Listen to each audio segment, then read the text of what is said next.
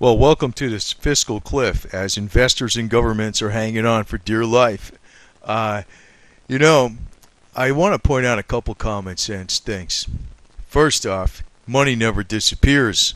It really doesn't disappear. It may disappear from the majority of people's pockets, but when there's a crash in the economy or a crash in the stocks or someplace or whatever happens, it goes into somebody else's pocket. So the strategy of hanging on to silver and gold is a hell of a good strategy under the present circumstances. Now, I just bought some more PSLV, and I should have bought it a few months ago. It would have been up, even on PSLV, it would have been up almost 40%.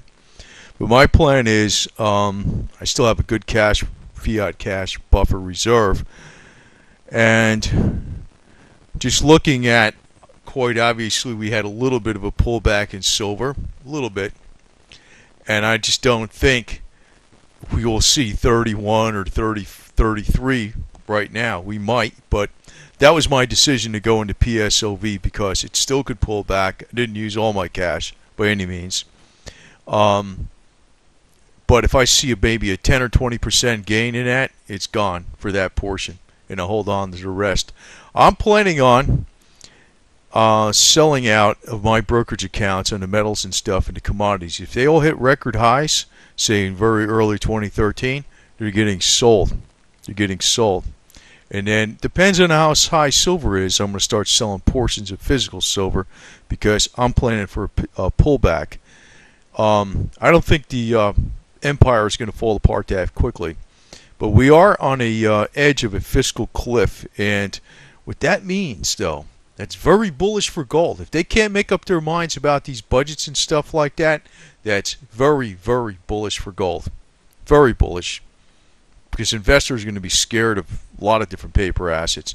But not all paper assets.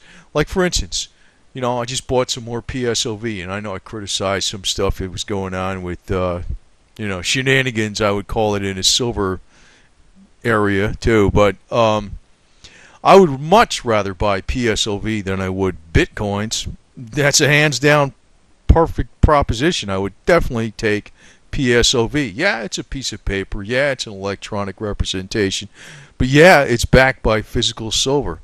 Whereas, I don't know about Bitcoins. I know it's secure, but the same people that tell me to buy Bitcoins, in many cases, are the same people that tell me don't use any kind of brokerage accounts because it's unsafe. Well, you know what? There's security in everything, too, and I understand this. I use credit cards. I use electronic transactions. As a matter of fact, I use electronic transactions and bought things on credit cards during the 2000 period when the clock ticked over to 1/1/2000 and everybody thought the sky was going to fall. Guess what? I was buying computer components online on December 28th, and the transactions were occurring over that time period. I don't think the sky's going to fall. I think what's going to happen with the fiscal cliff, as we're hanging on for dear life, is that governments are going to fall. And it's by design. We know it is. We know it's by design. Common sense tells you that it's by design. God. And there might be a fight over resources. We're already seeing China getting bolder and bolder moves. And this is always my point about, it looks like, and I guess you can argue this as true, and it looks like the West is the big bully on the block. I know that. It appears to be that way. You might say it is that way, right? But if some of these other countries had the power of the United States, we'd be living in a much worse world. It's, despite of all the shortcomings of the Western leadership and all their rotten things they do, they're not as bad as so many other people on the other side of the world, in my opinion. This is my opinion, but I don't know. People just would not see it until it happens. So I always have I'm a little bit on the side of our elite, but not exactly. That's the way I'll think.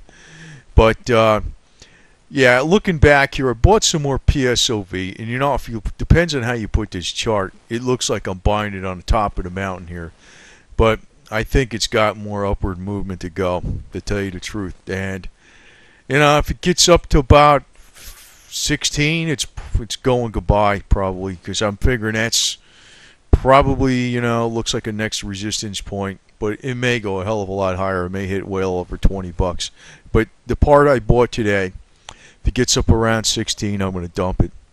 And I could have bought it more, and I'm not doing that. But I pretty much see it as a given with going on right now with all the problems that are going on with the budgets can't be ironed out and all the squabbling that's going on. And just knowing the way our politicians are, when the hell can they ever keep a budget? Never, never. So what's going to happen to the the debt rating in the United States? It's going to get downgraded by Moody's. Moody's is telling us that they're going to do that. They're going to downgrade it. I think it's a given. Gold is going to go up. That'll help silver. That'll help silver go up. As far as platinum and palladium, I think roughly speaking, they're going to go up pretty good. But I'm going to be getting rid of my platinum and palladium probably in early 2013. I'm assuming they're going to hit some pretty good highs by then. And there's going to be a major pullback. I'm going by what Mark Farber says and Jim Rogers about 2013 being a horrible year. Horrible. May not be so horrible for gold, but it might be horrible for industrial metals until the unfortunate thing happens and there's a war going on. So that's going to be very bullish for the metals again. And basically, there was some more speculation going on here. Like Treasury Secretary Geithner had a closed-door meeting with the House Ways and Means Committee. Immediately right after, Fed Chairman Bernanke had a closed-door meeting with the Senate Finance Committee. So it almost appears on the surface they're trying to iron out a bunch of things that are going on with the government budgets and everything like that and how to manage the economy. And that's what it appears to be. But, it's always been my contention they never know how to manage the economy because the real economy is basically the entrepreneur. And if they relax a lot of these ridiculous laws that are against free enterprise, there's so much legislation out there, it's like you can't do anything. I'll give you an example. Like a friend of mine, he bought, what the heck was it, some apartment buildings and stuff down in South Florida, and there was a swimming pool in there, right? I'm thinking, hey, South Florida, swimming pool, you can use that all year long. Right? That would be a big asset to somebody who wants to rent. You could maybe jack the rent up a little bit. Well, you know what? They handed him a pile of regulations about 3 inches thick of all the crap he had to comply with that swimming pool. You know what he did? He had it filled up. He said, to hell with it. He had it filled up, and that was it. It was done. It was done. So, there you go. Somebody spent tens of thousands of dollars on this huge pool, I'm sure it was probably more like at least 50,000. And it got filled up due to excise regulation. It could have been to the enjoyment of people in South Florida who had that apartment building. Now, there you go. Great example. So I'm pretty much disgusted with our regulatory bullshit that we got to put up with. So, the fiscal cliff is coming, but you know what that means for the fiscal cliff? That means gold is going to go up. That's almost a given. Despite it being up so high, it's getting a little below. It's moving way back up again. It's going to move a hell of a lot higher. It may move up to 2,200 by early 2013. I don't know. Now, if we have this major... See, gold, we know, doesn't get hit as hard during economic downturns.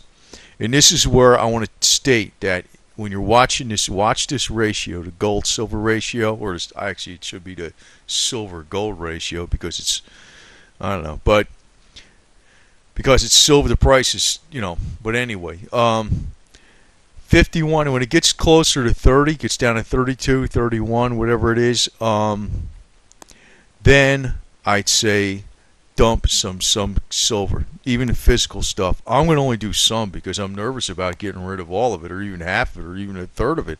I'm going to do some. And I'm not going to hang on to fiat cash forever. I'm going to go into another asset. I'm not sure what that asset may be, but I'll go into another asset. And it may be physical food storage too. It may be something like that. It may be solar panels. I don't know. But it'll be a physical asset that I think will give me a long life on something. Now, the other thing to watch is this gold-platinum ratio. Now, we did see recently that platinum was exceeding the price of gold even this year in 2012. Now, that can happen again. That's why I'm going to dump my platinum, because I'm figuring gold might be over $2,000 an ounce, maybe in early 2013. Platinum may be $2,200 an ounce. That's when I'm going to dump it.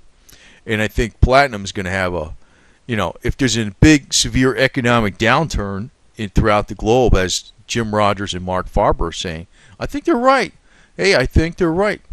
I don't think they're blowing smoke up our butts, you know what I mean? I think they're telling us the freaking truth.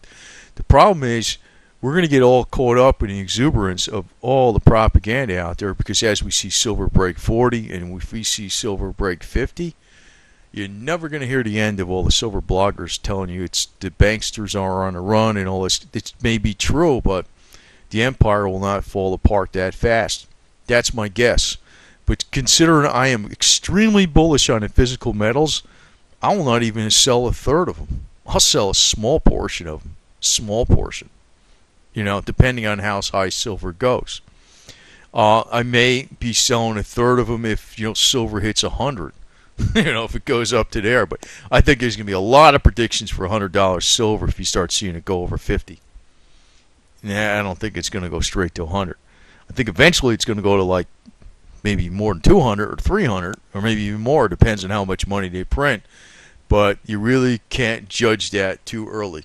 You really can't. But what is going to drive these commodities up more than anything is going to be war.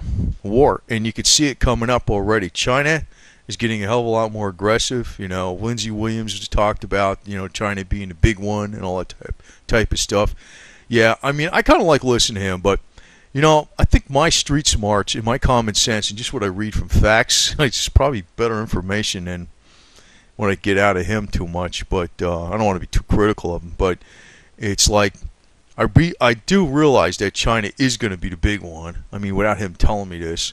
And quite obviously, if they had, like, in other words, if we were powerful as China militarily and they were as powerful as us militarily, we'd already be screwed. There would be no dollar trading in oil. Forget about it. They tell you to go to hell. Our money would be basically toast in that fast. Because really what's holding up our money is our military. So, but you got to remember this. Like, what is our military, right? Isn't it the blue-collar skilled worker? I mean, they're using weapons, but you got to remember, those are the same type of people that build the economy. So, the blue-collar worker kicks some ass, you know what I'm saying? They do. We got a lot of good people in the United States, and actually a lot of people that aren't doing much can actually do a hell of a lot more. The problem is, like I stated, excess regulation. You can't even start a lemonade stand in the United States without complying with 50 million laws.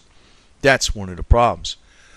You got to watch out for so many freaking things, liability, commercial liability insurance, workers' comp, OSHA requirements for safety. There's so much bullshit that's ridiculous. There's so many different tax laws, state tax laws, and everything else that's involved that, you're hiring bureaucrats to freaking keep track of all this crap versus the actual productivity of the product that's useful to people. So, that's really our problem in the economy. Ben Bernanke can't solve that, and neither can Timmy Geithner. We just need to get rid of a lot of these dumb laws on the books. And I know a lot of people say, no. You need them. You do need them in certain circumstances, and that's true. But by and large, they're actually creating a lot more harm to the economy than anything. I'm not saying to throw away every law, but it seems like we're doing a hell of a lot better in this country before we had all these ridiculous amounts of bureaucratic laws out there with every kind of restriction going. So I always say this, number one, freedom of the press, right? Freedom of the press, freedom to speak your mind. And number two, right to bear arms, right? Number two. And, there should be another amendment out there. Right to free enterprise. Free enterprise. That should be an amendment to the Constitution. Excessive regulation. Thou shalt not create excessive regulation to destroy the entrepreneur or the entrepreneur, as we call him, because it takes a lot of balls and discipline to start a business. A lot. And these guys get clobbered and women get clobbered, So as we're hanging on for dear life in the fiscal cliff, I'm going to recommend you hold most of the metals, no matter even if they go sky high. But I'm going to recommend if you get some crazy gains on them, sell a little bit of them. Sell a little of them. The dollar will not go to oblivion right away. That's even a prediction by Lindsey Williams. Remember that. That's even what he says. He says it's not going to go to oblivion. And you know, I'm not going by him 100%. I see it that way too. You know, what happened to the UK with the British pound? They lost their global reserve currency status early on, way before World War II. But did the British pound go away? Hell no. Hell no. It's not going to go away completely, you know. So, but it's going to get devalued a lot. So hang on to the gold and silver. But like I says, you know, as we see some serious gains, don't be afraid to sell a little bit. A little bit. That's what I'm talking. Adjective is a little bit. So, all right. That's all I got to say, man. But just, you know, hang on. And like I said, I bought some more PSLV. I will trust, you know, I don't trust everything, you know, electronic there is. And I've been pretty critical of that premium stuff on, you know, premium on PSLV. But I'd rather buy PSLV than Bitcoins any day because I know it represents a real product behind that piece of paper and electron. So let's get real. Let's stay real.